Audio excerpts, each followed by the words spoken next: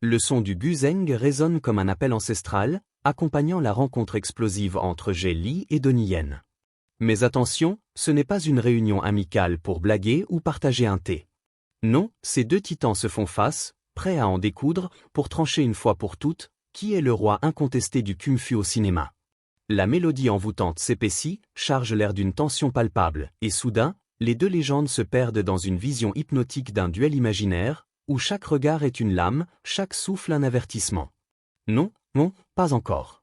Le guzheng accélère, ses cordes claquent comme un fouet, arrachant Jet Li et Donnie Yen à leur rêverie.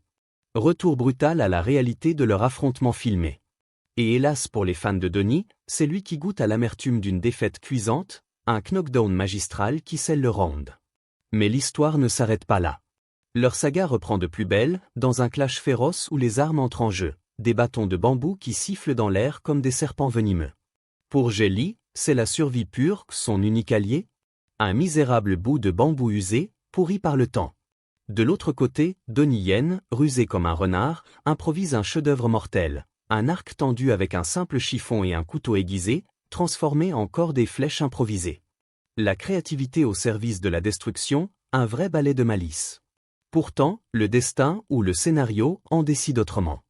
Jet Li, avec une économie de mouvement digne d'un maître zen, pulvérise Donnie d'un coup précis, son bambou pourri se brisant comme un os, mais emportant la victoire.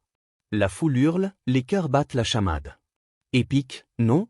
Hélas, on doit redescendre sur terre, ce n'était que du cinéma. Jet Li et Donnie Yen dans Héros et une fois dans la Chine antique 2, deux joyaux du genre qui ont fait trembler les écrans. Mais franchement, imaginons le scénario ultime. Ces deux monstres sacrés s'affrontent pour de vrai, sans filet, sans caméra. Qui l'emporterait? Le prodige acrobate ou le maître du corps à accent grave corps? Décomposons ça pas à pas, comme un kata lent et méthodique. Parce que derrière les cascades, il y a de la vraie sueur, de la vraie philosophie, et des skills forgés dans le feu des dojos. Commençons par Jet Li, l'homme qui a redéfini l'acrobatie martiale.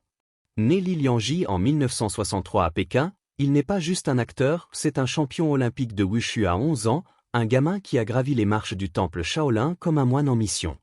Ses compétences? Réelles, gravées dans le marbre. Maître absolu de style comme le Shankan, selon point fluide, aérien, qui danse avec le vent, et le Fanzikan, une tornade de rotation et de saut qui défie la gravité. Et les armes? Jet Li est un virtuose. Le Qianshu, avec sa lance qui fouette comme un dragon, le Daoshu, sabre courbe pour des coupes laser, le Jianshu, épée droite pour la précision chirurgicale, et le Sanjigan, ce bâton à 3 sections qui se tord comme un serpent, capable de lier et de briser en un clin d'œil. Ce n'est pas du bluff hollywoodien. Jet Li s'entraîne depuis l'enfance dans le Wushu, cet art martial chinois millénaire qui divise le monde en deux piliers, le Taolu et le Sanda. Peu le savent, mais c'est un mélange explosif de souplesse et de brutalité. Le Taolu, c'est l'artistique, les formes gracieuses avec ou sans armes, une poésie en mouvement qui exige une précision de funambule. Imaginez, des enchaînements où un saut périlleux se fond dans un coup de pied circulaire, tout en gardant l'équilibre parfait. Et le Sanda? Le full contact pur, le chaos contrôlé aux projections, knockdown, où un faux pas signifie thé au tapis. Jet Li a maîtrisé les deux, ce qui en fait une icône vivante. Il a ravivé la flamme des films de kung-fu à Hong Kong dans les années 90, avec des perles comme Le Défi ou Tigre et Dragon, et perpétué l'héritage Shaolin comme un gardien du temple. La philosophie du Wushu? C'est l'équilibre total, force brute tempérée par la résilience mentale, discipline forgée dans la sueur, et des valeurs morales qui transcendent le ring, humilité face à l'adversaire, harmonie avec soi-même.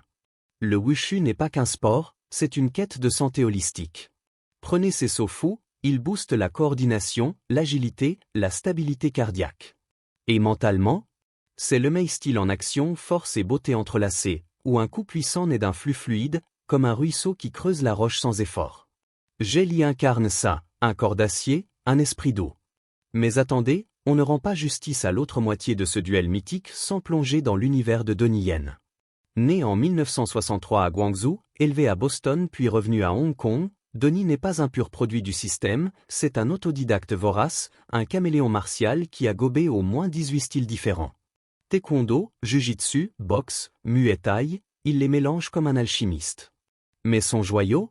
Le Wing Chun, cet art du point de printemps, compact et létal. Pourquoi le Wing Chun lui colle à la peau? Parce qu'il l'a catapulté au Panthéon après son rôle iconique d'Ip Man, le grand maître qui a formé Bruce Lee lui-même. Dans la saga Ip Man, Donnie ne joue pas, il est le Wing Chun.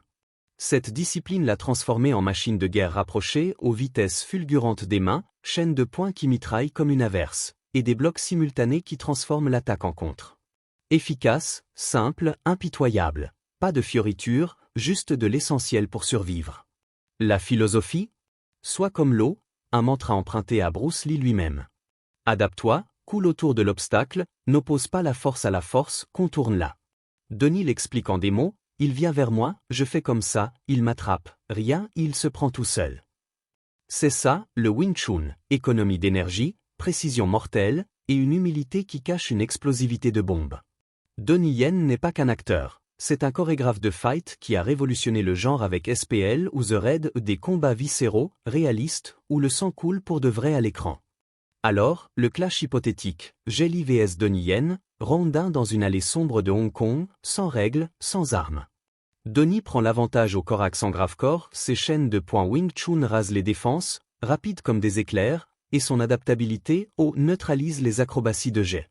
Un JAB en rafale, un bloc qui pivote en contre, et Jet pourrait se retrouver coincé dans la zone morte du Wing Chun, où la distance n'existe plus.